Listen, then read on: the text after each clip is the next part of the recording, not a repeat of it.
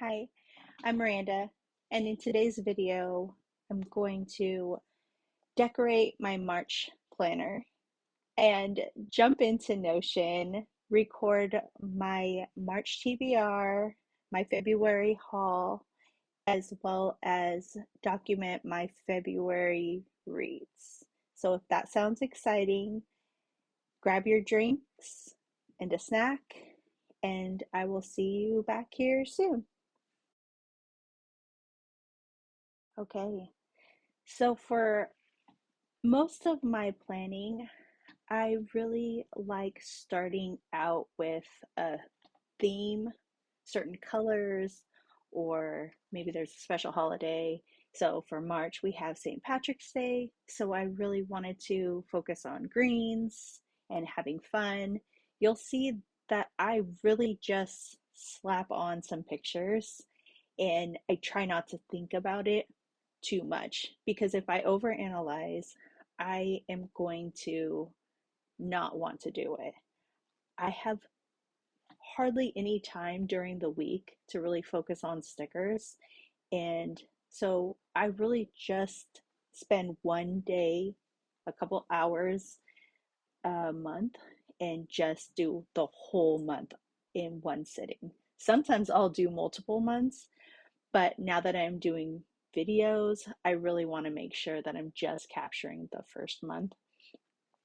So for this month, I went and I matched washi tapes. So I took a thin washi tape and I color coordinated it with a thicker one to put at the bottom. And then I went and I looked at all my sticker books and tried to fit stickers that complemented the washis. So you'll see that there's a lot of space because I do use my planner for functionality. So I have meetings and tasks that I like to make sure that I capture every single day.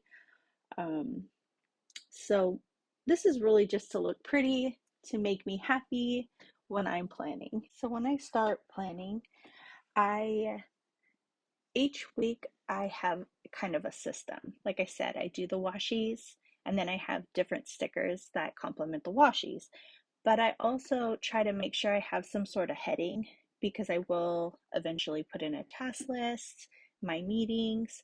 So at the top, I always try to put like um, tasks label or do now, to do. Um, I like having that kind of structure to help me focus.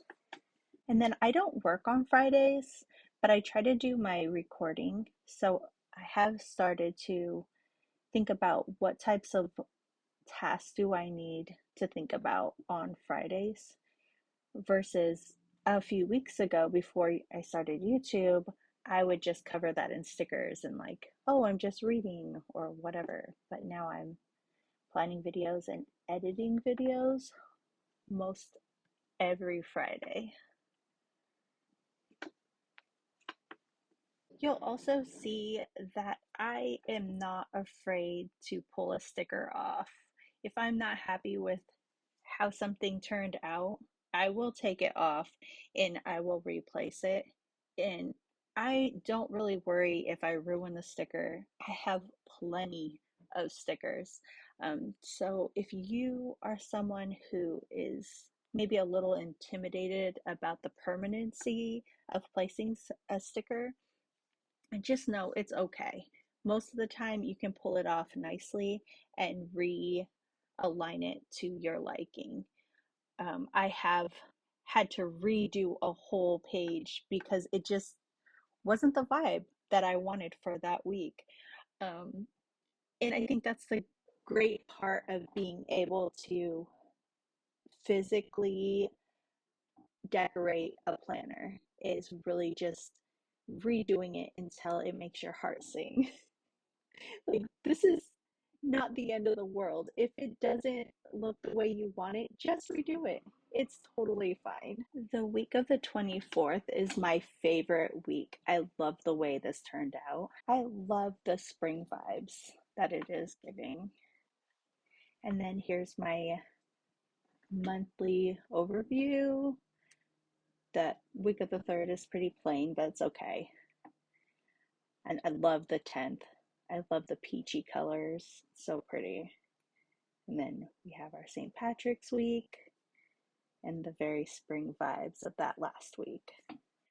For this next session, I wanted to bring you along with me as I organize my Notion reads section. I don't use it for everything. And if you don't know, Notion is a digital organization tool. You can use it for every aspect of your life. I really like to go in and plan my year and my quarterly goals, and then be able to work backwards on my physical planner. And I use that as like the motherboard of everything I need to organize. Um, and I haven't used Notion for reading really, but I thought it would be interesting to start using it this year in the books I want to read, the books I read, the books I hauled. So this is kind of a new portion of my Notion.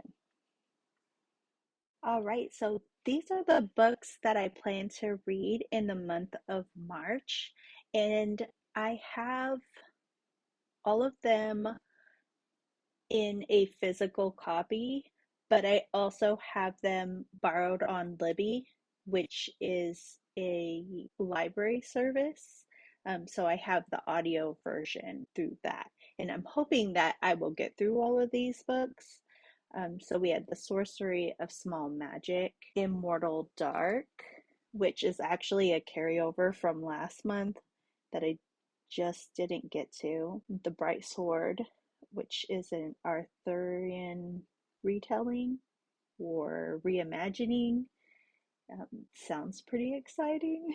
And then for the books I hauled Heavenly Bodies, which is such a really pretty paperback edition from Barnes and Nobles. I hauled 3 books from Book of the Month, and those ones are called Scythe and Sparrow, Rebel Witch, and First Time Caller. For the books I read in February, the first book I read was The Banned Bookshop of Maggie Banks. I loved this story. It was just a great take on a character who is lost and feels like she can't do anything right, but her family and everybody who knows her sees her potential and knows that she really can do anything she wants to once she decides upon it. But Maggie, she just feels lost. And so she goes to help her best friend with this bookshop while her friend is going on maternity leave. And she ends up starting a little mini rebellion where the town is very strict on the history and what can be sold in that bookshop.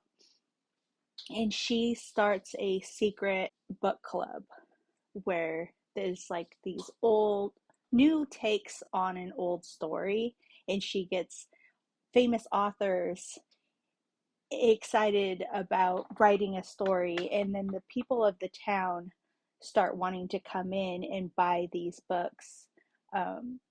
It's a lot of fun. I really loved how it was done.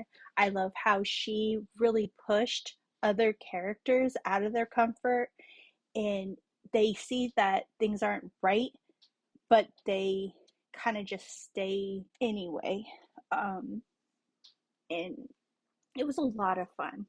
I really suggest everybody read it. The other book I read was The Book That Wouldn't Burn. Okay, so I don't like time travel books. I like the idea of books about books. And the main character, as a child, I loved her rebellious spirit. and no matter how strong someone was, she was going to try to fight them. I love that part of her. I loved her inquisitive nature. But throughout the book, time went by and she grew up, and I felt myself caring a little less about the characters, about the situation. I think that this book just wasn't for me. And I know that other people would really like it, but it just didn't really excite me the way I was hoping it would. And then I read The Courting of Bristol Keats, and this one was a what felt like a classic YA novel from back in like 2005.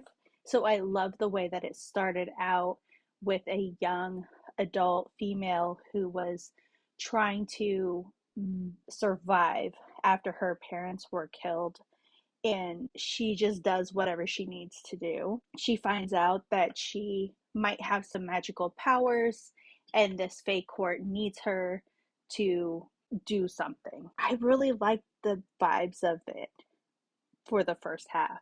And what I wish would have happened was in the second part, it would have kind of broke away from this like nostalgic feeling and like dive deeper into something else. Like it would have taken transformed into something even deeper, more exciting. But it just kind of flatlined for me.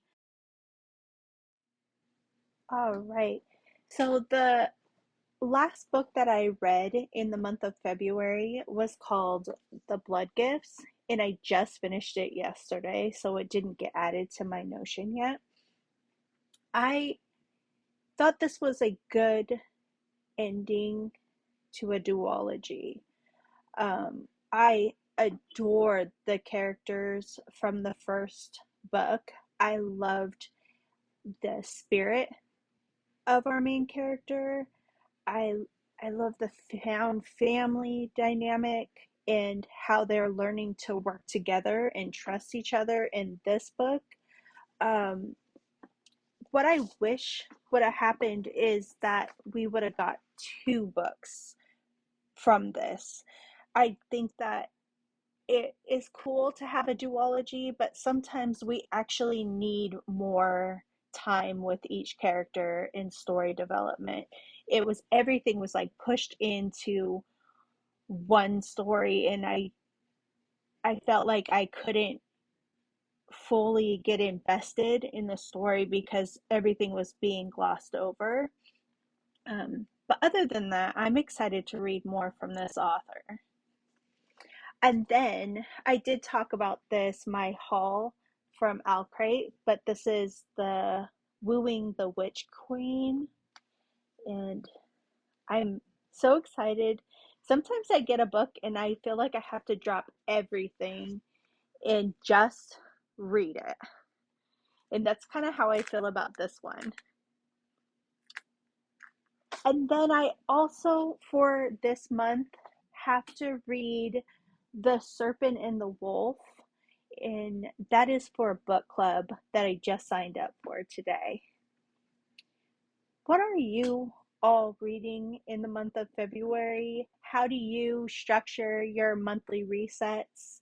Please let me know in the comments. If you're still here, you are so amazing. You can put a heart emoji if you want. Um, that is all I have for this video. Thank you so much for watching and supporting this channel, and I will see you in the next one. Bye.